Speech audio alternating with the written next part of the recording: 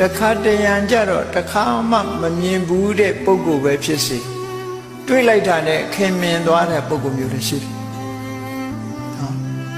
ဒါအကြောင်းပဲဖြစ်တာမဟုတ်ဘူးတခါတလေကိုယ်နဲ့လည်းတခါမှမတွေ့ဘူးတွေ့ချင်းအဲ့ဒီပုဂ္ဂိုလ်ခင်သွားတယ်စိတ်က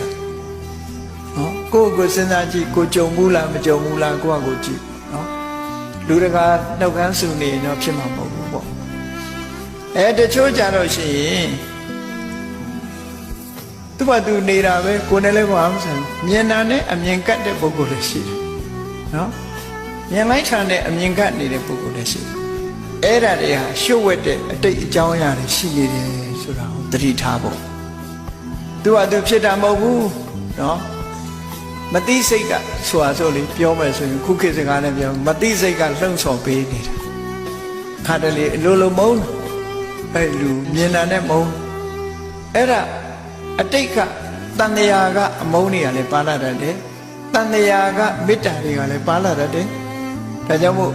တုံးနဲ့တူခင်နေမင်းနဲ့ဆိုတဲ့နေရာမှာပုပ္ပေဝတန်လိဝသေနပစ္စုပန္နဟိတေနဝါဆိုတဲ့ရသော်ဗျာကအကြောင်းတစ်ခုရှားပြထားတယ်အတိတ်တုန်းကတူတူနေခဲ့တယ်ခင်မင်းနေခဲ့တဲ့ပုဂ္ဂိုလ်တွေဟာဒီဘဝမှာမြင်လိုက်တာနဲ့ခင်မင်းနေနော်ပစ္စုပန္နဟိတဒုနဲ့တူကုညီမှုတယ်လက်ရှိဘဝမှာမေတ္တာတဝင်ခုခေတ်မှာအသစ်ဖြစ်တယ်ဆိုလို့ရှိရင်လေခင်မင်မှုတွေဖြစ်တယ်အဲ့ဒါလိုပဲအတိတ်ဘဝတုန်းကယံဖြစ်ခဲ့ဘူးတယ်ဆိုတဲ့ပုဂ္ဂိုလ်ဟာလေဒီဘဝလည်းပဲယံညှိုးဖြစ်နေတာမြတ်စွာဘုရားနဲ့ဒေဝရပဲကြည့်ဒေဝရရဲ့စိတ်ထဲမှာမြတ်စွာဘုရားပေါ်မှာကြည့်မရအောင်အလိုလိုမုန်းနေတာတန်တရားကအမုန်းလို့ခေါ်တယ်မြတ်စွာဘုရားကတော့ငကိုယ်တည်းကသူ့ကိုတိခတ်တယ်ခွင့်လွတ်တယ်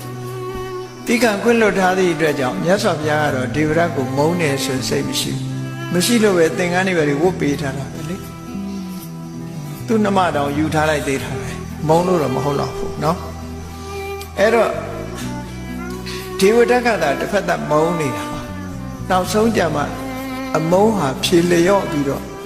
နောက်ဆုံးမှာမြေမြူတဲ့အချိန်ကျမှမြတ်စွာဘုရားကိုကြော့သွားပြီးတော့အမုန်းနေခြေသွား